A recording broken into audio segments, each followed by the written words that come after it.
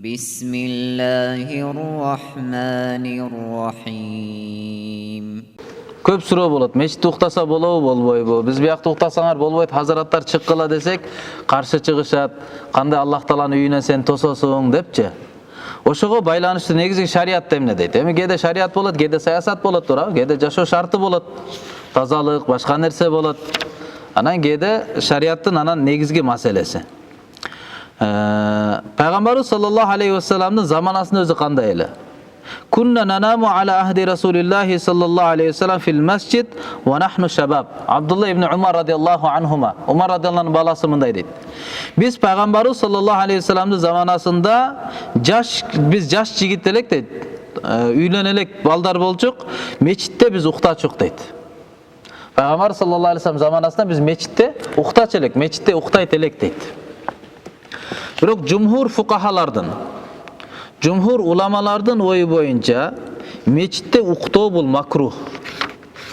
Mечитте уктоо bul makruh, жакшы нерсе эмес. Mечитте уктагандан сактаныш керек. İmam Abu Hanife rahmatullah, İmam Malik, İmam Ahmad ibn Hanbal rahmatullah, İmam İshaq ibn Rahviye rahmatullah, bulardan bardığının tutungan jolu ушул mечитте адам баласы үзүрсүз эле уктай турган болсо, этикафта ниетсиз мусафир болбой туруп, үзүрсүз эле кысасы mечитте уктай турган болсо, бул макрух деп эсептешет. Бул жакшы нерсе эмес. Жана ушул мазхаб Абдулла ибн Масуд радиллаху анхунукуда, İmam Tavus rahmatullah, İmam Mujahid rahmatullah, İmam Avza'i rahmatullah, kıskası çoğun ulamalar, tabi'inler, sahabalardın, jana mazhab başçılarının aytkan sözleri mечитте üzürsüz uktay turgan bolsa, bul makruh bol esepteledi. Umdatul Qari'de dağı, Bukhari'nin şarhında dağı uşunday rivayet gelgen. Albatta, etikaftın niyetinde kirgen adam bolsa, etikaf degen oşol bir vaqtda mечитте bolu. Sünnet misalı etikaf var, muakkada bekemdelgen orozonun akırkı 3. bölügünde 9 gün 10 gün akırında bolu. Bul bekem sünnet etikafka giret. Kede misalı vaktılığı var.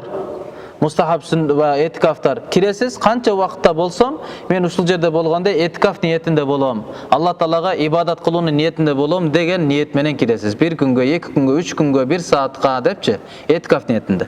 Oşo etikaf niyetinde kirgen adam, je musafir üçün dagı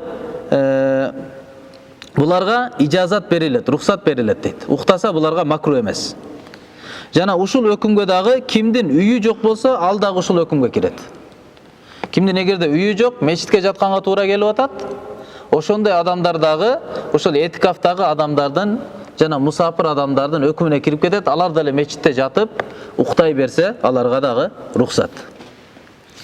Албетте Аллама Ибрахим Халби рахматуллаху алейхи айткан экен, мусафирга дагы зарыл мечитке кирип уктайм дей турган болсо, анда этикафты ниет кылып койсун дейт.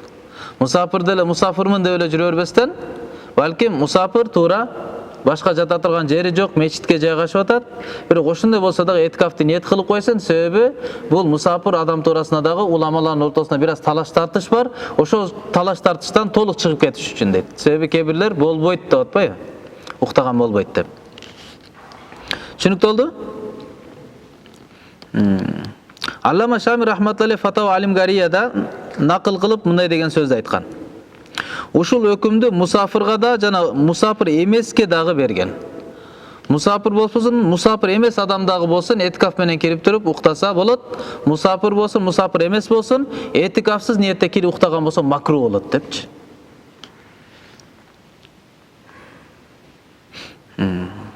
Albatta İmam Şafii rahmatullah'ın mazhabı boyunca mечитте уктаса боло берет дейт экен İmam Şafii rahmatullah. Ал кишинин карманган хадиси Абдулла ибн Умар радиллаху анхуманын жогорку биз айтып өткөн хадис. Пайгамбар алейхиссалам заманасында биз жаш жигит болгон учурубузда уктачу элек деген хадисти карманып, демек этикафсыз деле мечитте кандай абалда болбосун уктаса мусафир болобу, жергиликтүү болобу, үйү болсун болбосун, мечитте уктаса боло берет деп айтат экен.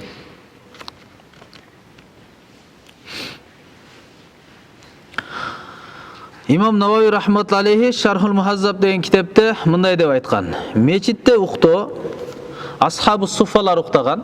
Пайгамбар алейхиссалам заманасында Меккеге барганда, Медине барганда көргөнсүздөр да. Мединада Пайгамбар саллаллаху алейхи вассалам мечитинде атайындай дөңсө жер бар.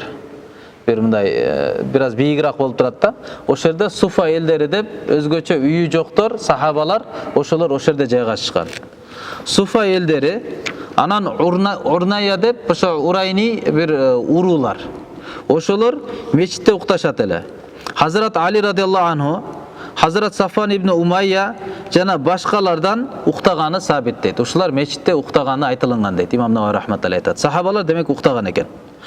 Жумхур уламалар бул боюнча эмне дейт? Туура, алар уктаган. Бирок булардын бардыгын уктаганы булар үйү жок жаш жигиттер же үйү жок адамдар болчу дейт. Укташкан мечитте. Бирок эмне үчүн? Үзүр болгондук себептен. Үзүрсүз укташкан эмес. Алар же асхабы суфалар алардын үйү жок болчу. Ал эми Абдулла ибн Умар жана башка Али радиаллаху анху булар болсо жаш балдар болчу. Ошондуктан аларга үйдө уктаса рухсат деп биз дагы айтабыз. Түшүнүктүү? Абдулла ибн Умар радиаллаху анху өз Бухарида келген риваятта ушундай дейт: "Ва хуа шабун а'забу ла ахла лаху", анын үйү жок болгон жаш жигит болчу дейт.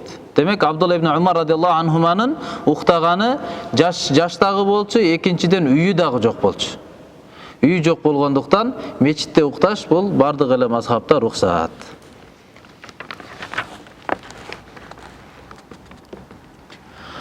Абу Зар радиаллаху анху риваят кылат, Пайгамбарыбыз саллаллаху алейхи вассалам менин алдыма келип калды дейт.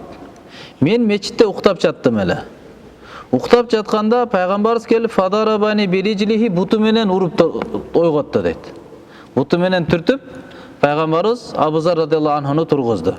Ана мен айттым: "О Аллахтын элчиси, галаба айнаян науму", менин көзүмө уйку үстөн болуп кетиптир. Атайын уктаган жокмун, бирок уктап кетиптирмин деп ошол жерден үзүрүн айтып атат да.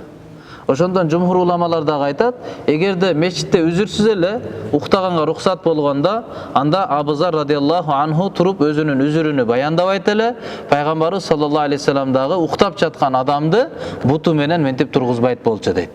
Себеби Пайгамбарыбыз саллаллаху сахабалар айтат, Пайгамбарыбыз келгенде эгер бирөөлөр уктап аткан болсо, кээ-бирлер ойго турган болсо, ушундай салам берет эле дейт. Ойго адам угуп, уктаган адам ойгонбойт эле дейт. Аларга да ыза жеткирбейт эле. Изаул муъминина харам, муъминдарга ыза жеткирүү, эс алып аткан адамдын уйкусуну бузуу бул арам нерсе да. Пайгамбар эмне үчүн ойготту? Демек бул мечитте уктоо, үзүрсүз эле укташтык макрух болгондуктан ойготкон дейт. Демек мечитте кыскасы уктайм дей турган болсо этикаф ниетинде кириш керек. Же мусафир болсо дагы этикаф ниетине кылып койсо болот. Же болбосо кимдин үйү жок болуп мечитте убактылуу турганга зарыл болуп аткан болсо, анда ал адам дагы мечиттин ичинде уктаса боло берет. Бирок бардык талаш тартыштан чыгыш үчүн эң жакшысы ким болбосун этикафтын ниетини кылып койсо болду, утуп кетет. Эч кандай макруга ал адам дал болбойт. Макрух амалды кылган болуп эсептелбейт.